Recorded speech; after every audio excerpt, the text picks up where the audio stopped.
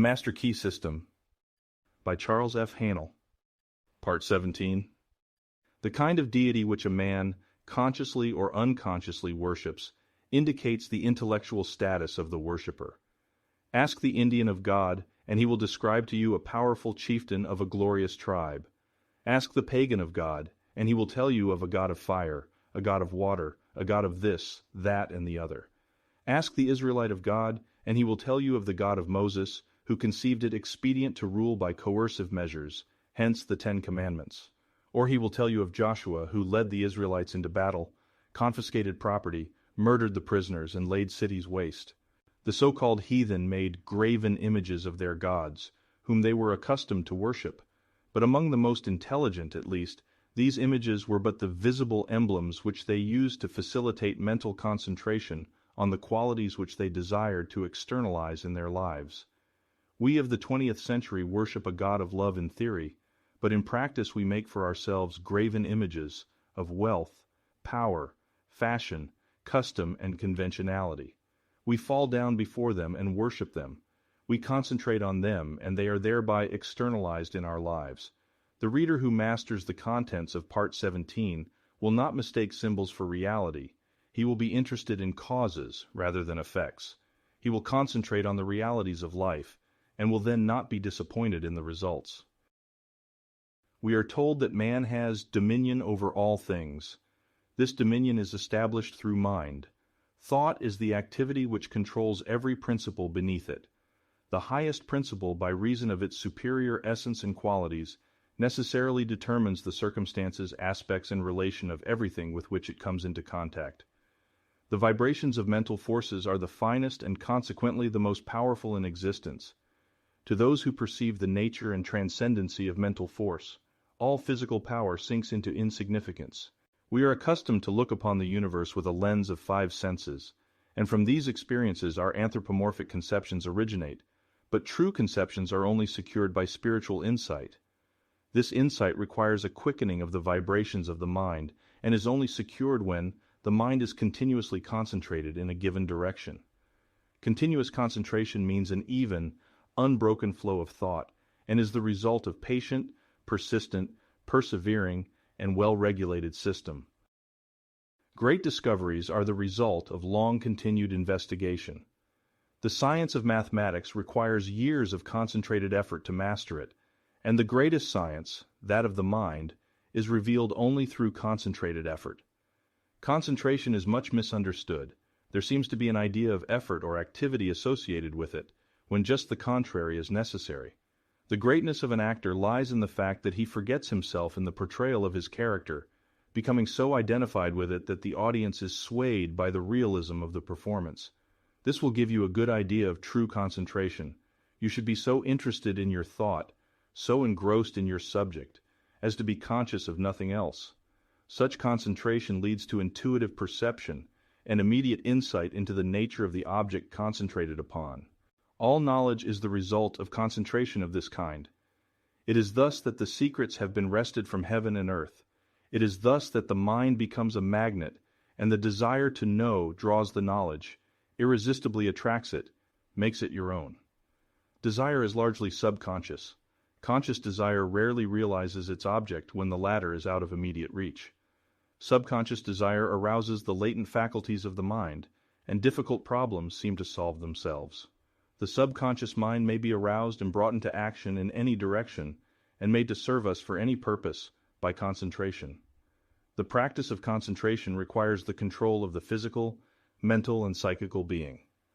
All modes of consciousness, whether physical, mental, or psychical, must be under control. Spiritual truth is therefore the controlling factor.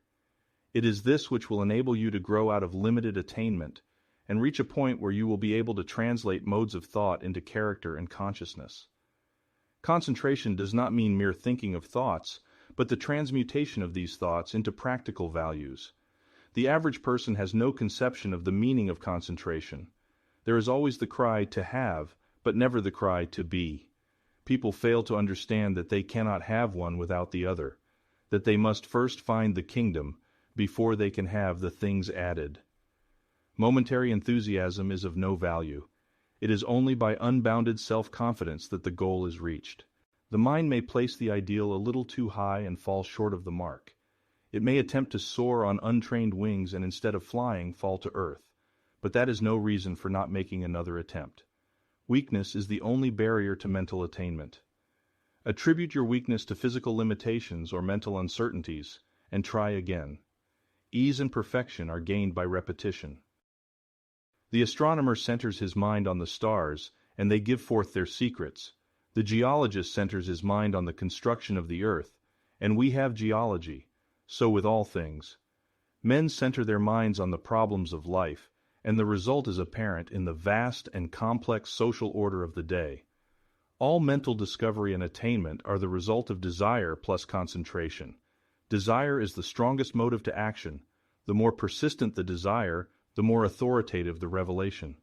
Desire added to concentration will wrench any secret from nature. In realizing great thoughts, in experiencing great emotions that correspond with great thoughts, the mind is in a state where it appreciates the value of higher things. The intensity of one moment's earnest concentration and the intense longing to become and to attain may take you further than years of slow, normal, and forced effort. It will unfasten the prison bars of unbelief, weakness, impotence, and self-belittlement, and you will corn into a realization of the joy of overcoming. The spirit of initiative and originality is developed through persistence and continuity of mental effort. Business teaches the value of concentration and encourages decision of character. It develops practical insight and quickness of conclusion. The mental element in every commercial pursuit is dominant as the controlling factor, and desire is the predominating force. All commercial relations are the externalization of desire. Many of the sturdy and substantial virtues are developed in commercial employment. The mind is steadied and directed. It becomes efficient. The principal necessity is the strengthening of the mind, so that it rises superior to the distractions and wayward impulses of instinctive life, and thus successfully prevails in the conflict between the higher and lower self. All of us are dynamos, but the dynamo of itself is nothing. The mind must work the dynamo. Then it is useful and its energy can be definitely concentrated. The mind is an engine whose power is undreamed. Thought is an omni-working power. It is the ruler and creator of all form and all events occurring in form. Physical energy is nothing in comparison with the omnipotence of thought, because thought enables man to harness all other natural power. Vibration is the action of thought. It is vibration which reaches out and attracts the material necessary to construct and build. There is nothing mysterious concerning the power of thought. Concentration simply implies that consciousness can be focalized to the point where it becomes identified with the object of its attention. As food absorbed is the essence of the body, so the mind absorbs the object of its attention, gives it life and being. If you concentrate on some matter of importance, the intuitive power will be set in operation, and help will come in the nature of information, which will lead to success. Intuition arrives at conclusions without the aid of experience or memory. Intuition often solves problems that are beyond the grasp of the reasoning power. Intuition often comes with a suddenness that is startling. It reveals the truth for which we are searching, so directly that it seems to come from a higher power. Intuition can be cultivated and developed. In order to do this, it must be recognized and appreciated. If the intuitive visitor is given a royal welcome when he comes, he will come again. The more cordial the welcome, the more frequent his visits will become, but if he is ignored or neglected, he will make his visits few and far apart. Intuition usually comes in the silence. Great minds seek solitude frequently. It is here that all the larger problems of life are worked out. For this reason, every businessman who can afford it has a private office where he will not be disturbed.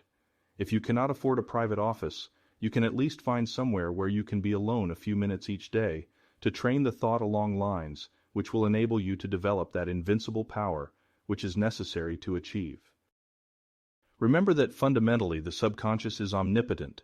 There is no limit to the things that can be done when it is given the power to act. Your degree of success is determined by the nature of your desire. If the nature of your desire is in harmony with natural law or the universal mind, it will gradually emancipate the mind and give you invincible courage. Every obstacle conquered, every victory gained, will give you more faith in your power, and you will have greater ability to win. Your strength is determined by your mental attitude. If this attitude is one of success and is permanently held with an unswerving purpose, you will attract to yourself from the invisible domain the things you silently demand. By keeping the thought in mind, it will gradually take tangible form. A definite purpose sets causes in motion which go out in the invisible world and find the material necessary to serve your purpose. You may be pursuing the symbols of power instead of power itself. You may be pursuing fame instead of honor, riches instead of wealth, position instead of service. In either event, you will find that they turn to ashes just as you overtake them. Premature wealth or position cannot be retained because it has not been earned. We get only what we give, and those who try to get without giving always find that the law of compensation is relentlessly bringing about an exact equilibrium. The race has hitherto been for money and other mere symbols of power, but with an understanding of the true source of power, we can afford to ignore the symbols. The man with a large bank account finds it unnecessary to load his pockets down with gold. So with the man who has found the true source of power, he is no longer interested in its shams or pretensions. Thought ordinarily leads outwardly in evolutionary directions, but it can be turned within where it will take hold of the basic principles of things, the heart of things, the spirit of things. When you get to the heart of things, it is comparatively easy to understand and command them. This is because the spirit of a thing is the thing itself, the vital part of it, the real substance. The form is simply the outward manifestation of the spiritual activity within. For your next exercise, concentrate as nearly as possible in accordance with the method outlined in this part. Let there be no conscious effort or activity associated with your purpose. Relax completely, avoid any thought of anxiety as to results. Remember that power comes through repose. Let the thought dwell upon your object until it is completely identified with it, until you are conscious of nothing else. If you wish to eliminate fear, concentrate on courage. If you wish to eliminate lack, concentrate on abundance. If you wish to eliminate disease, concentrate on health. Always concentrate on the ideal as an already existing fact. This is the Elohim, the germ cell, the life principle which goes forth and enters in and becomes, sets in motion those causes which guide, direct, and bring about the necessary relation, which eventually manifests in form. Thought is the property of those only who can entertain it. Emerson. Part 17 Q&A. What is the true method of concentration? To become so identified with the object of your thought that you are conscious of nothing else. What is the result of this method of concentration? Invisible forces are set in motion, which irresistibly bring about conditions in correspondence with your thought. What is the controlling factor in this method of thought? Spiritual truth? Why is this so? Because the nature of our desire must be in harmony with natural law. What is the practical value of this method of concentration? Thought is transmuted into character, and character is the magnet which creates the environment of the individual. What is the controlling factor in every commercial pursuit? The mental element. Why is this so? Because mind is the ruler and creator of all form and all events occurring in form. How does concentration operate? By the development of the powers of perception, wisdom, intuition, and sagacity. Why is intuition superior to reason? Because it does not depend upon experience or memory, and frequently brings about the solution of our problem by methods concerning which we are in entire ignorance. What is the result of pursuing the symbol of the reality? Symbols frequently turn to ashes just as we overtake them, because the symbol is only the outward form of the spiritual activity within.